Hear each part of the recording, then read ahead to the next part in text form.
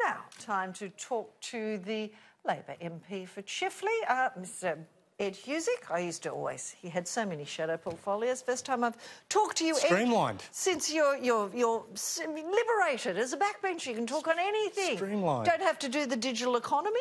Let's talk general economy. Why not? Because it's a really dark day on the stock market today. From a serious point of view, you know, I know everybody takes shots and it's the opposition's role, but you more than anyone knows this is a Wall Street factor. This is bigger than all of us. This could have happened to any government.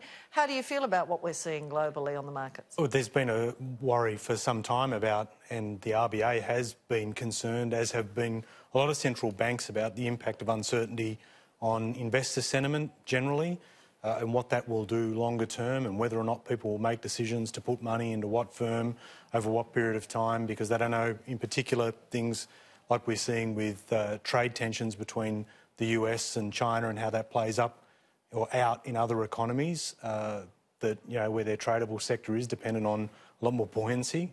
So clearly this is, you know, more cause for concern. From our point of view, as a Labor opposition, we've been saying that we can take a lot more concrete steps to help our own economy. For example, bringing forward the tax cuts, or seeing an accelerated approach on infrastructure investment.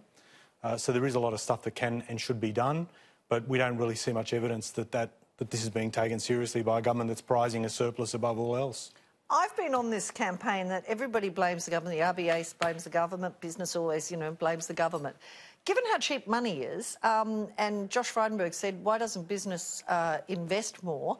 Do you think business is doing enough? Of course, one of the things he said, I'm going to give you a free kick here, was they should do more, invest in R&D. Of course, they've made it more difficult. You follow that area. Yeah. But before we get to the R&D, in general, do you think business is doing enough? They've got cheap money. A lot of it's going back into the market, isn't it? And share buybacks, the usual. Well, I think the share price up. Well, I have been critical in times past with respect to, you know, the income flow, you know, when you've seen the growth in dividends that have been going to shareholders. Some will say it's never high enough, but there's been a sizable uptick there.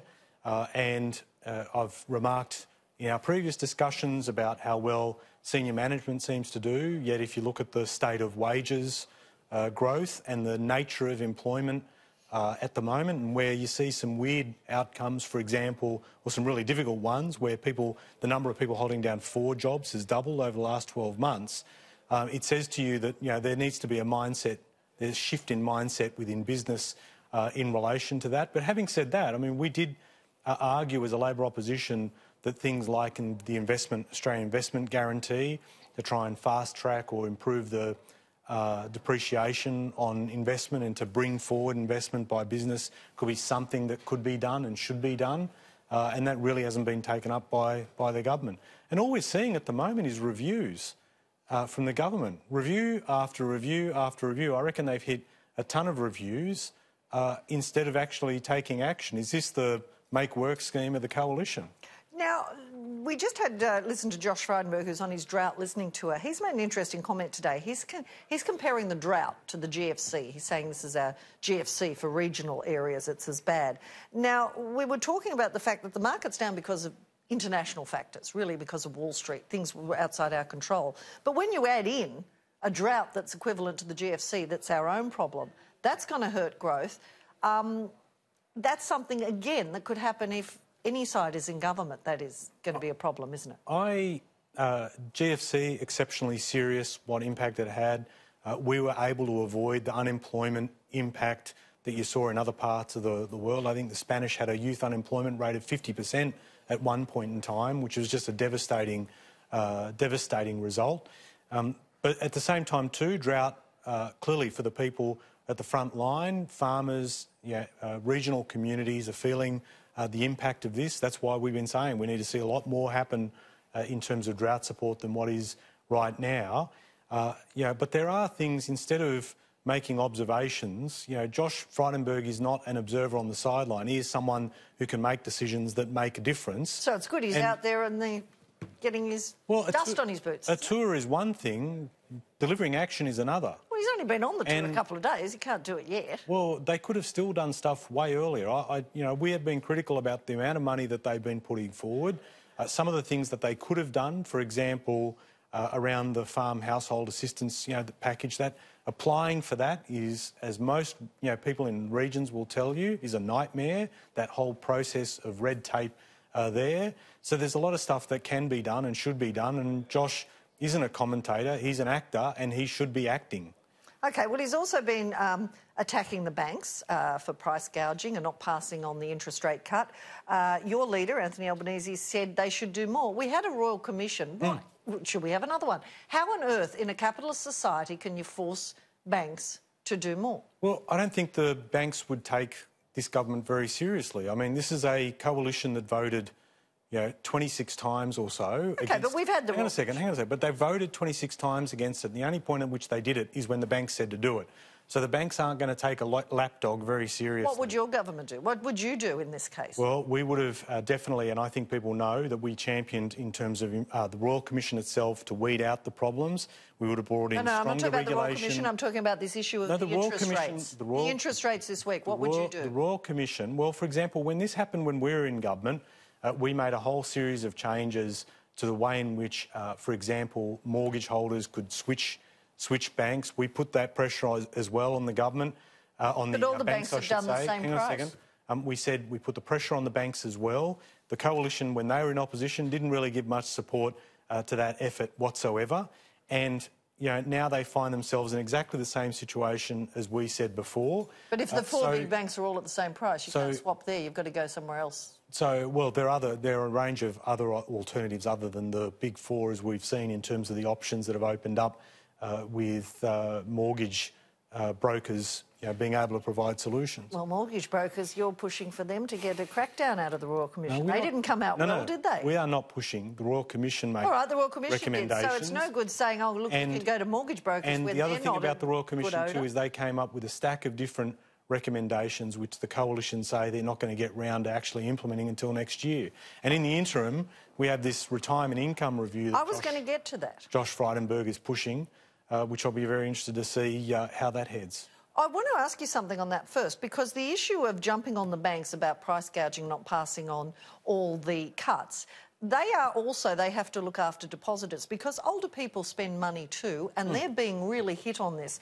We are having a retirement income issue. Do you have some sympathy that for all the bleating about not passing on the cuts, there is an argument to be said for at least giving some money back to the depositors who are quite crucial to the banking system? I can certainly understand that depositors would have those concerns, but there are a lot of people too that are trying to do the best they can to be able to get a roof over their head and look after, in terms of their own families, meet their own household budgets in a climate where their wages are hardly moving.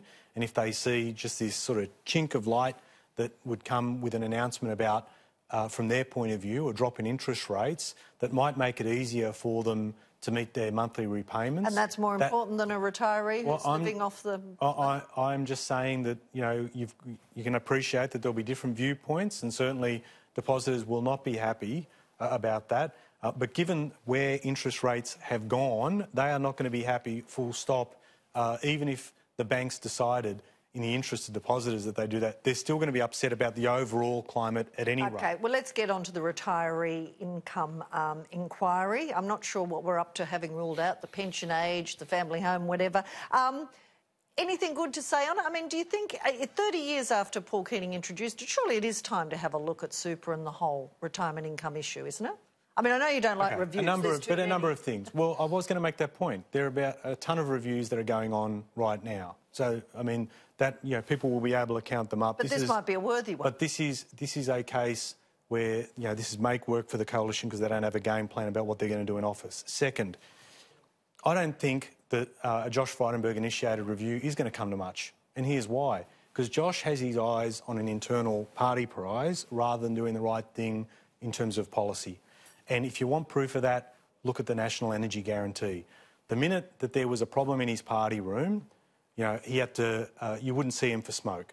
It happened on the emissions intensity scheme, the clean energy target, then you had the National Energy Guarantee. You fought pretty damn hard for that. And buckle and went. And I think the same sort of thing is going to happen. Bitch and fold, which they accuse Labor of doing. And I'm just making the point that you won't see him for smoke.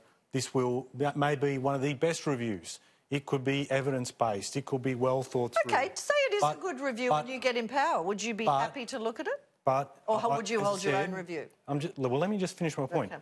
Okay. This could be the best review ever, and then it may not get anywhere in the coalition party room. It goes to waste. And the third thing I'd make is if you have a stone chucker on that review in the form of Deb Ralston, then that goes to show you how serious this review is. From my point of view, that person should either recuse themselves from the review or the coalition should take that person off the review, and if not, and they keep Deb Ralston on, then I don't believe that this is a review worthy of serious consideration. Even if it comes out with some points that you might agree with? Look, you're going to wipe the whole thing? I doubt highly, my own personal view, I doubt highly that it'll come to that. And when it comes to protecting the incomes of older Australians, the coalition always opts for those that are already in a good wicket. They're not really caring much about pensioners or people who are doing it tough in terms of having low superannuation balances themselves. Or not getting any money from depositors on the banks. I understand that, but I'm just saying to you, like, I just sincerely doubt that this will be a fair income review, and Josh's track record will show that to be the case. Pitch and fold is very bad. Final thing, because I know you love having a chat on Donald Trump. Let's finish on that, because I don't think I've done Donald Trump today. He was having a very bad night on the tweets, but I think when the stock market does just another day in the office. Yeah, but I think, look, they put it down to impeachment, but I think also he gets very rattled by the stock market because it's very important to it. But we saw Scott Morrison give the interview to David Spears yesterday. Nothing to see here. I know I heard Anthony Albanese is trying to keep it going, but I don't get the feeling out there's much... I think that one's died, hasn't it? Are there other things to look at? I don't think so. Look, this is a serious issue. Australia was... the coalition government was seriously contemplating aiding and abetting Donald Trump in undermining a legal investigation into election interference. That's what he was doing. And he should have walked a million miles from that, and he didn't. And that they were prepared to throw Alexander Downer under the bus. Well, the reality is they were signalling their preparedness to cooperate signals that when it came to making a decision, do we cooperate in something that's undermining a legal process in the United States? We're open to it. Seriously? Do you find it ironic that the Labor Party's new hero is Lord Downer? I guess this goes to show you how seriously we take it, that you look at, in terms of Alexander Downer's role, what he had got, what he had believed was the right thing to do, he did it. Now, I just think we need to understand one thing about Donald Trump, and I don't think this is appreciated enough. This bloke is not a friend of Australia. This bloke is a friend of himself. His administration is a friend for the administration. The American relationship... That's a bit strong to say he's not a friend of Australia. He's not. Well, you want proof? Let me give you proof. I've said this elsewhere. How long did the troops supporting us? How long did it take to get an ambassador here? He actively contemplated putting tariffs on our products and needed to be convinced. You have an ambassador now and then there, and other people had longer. And on top of that, actively considered why he needed to honour, a country that's big on the rule of law, wanted to honour, worked out whether or not he should honour the refugee swap that we had with the Obama administration. Oh, you're going back now. That was two prime ministers. Well, hang on a second. You asked me for proof, didn't you? Well, you asked me for proof. But they're minor things, aren't they? We're still defending us. They're still an ally. Donald Trump is very transactional. And as I said, we have stuck with the US for many years. We should not have a US president even have an inkling of a thought to put tariffs on our products when we have stood side by side with them for decades, and that he could even think that and had to be talked off the ledge on that. That speaks volumes in my view. OK, we're going to leave it there. Always a pleasure to talk to you. I was going to say you're more outspoken since you're a backbencher, but I think you're much the same. You can just go broader on what you did indicate liberation, so I might as well... You're liberated. Exercise it. Excellent to see you again.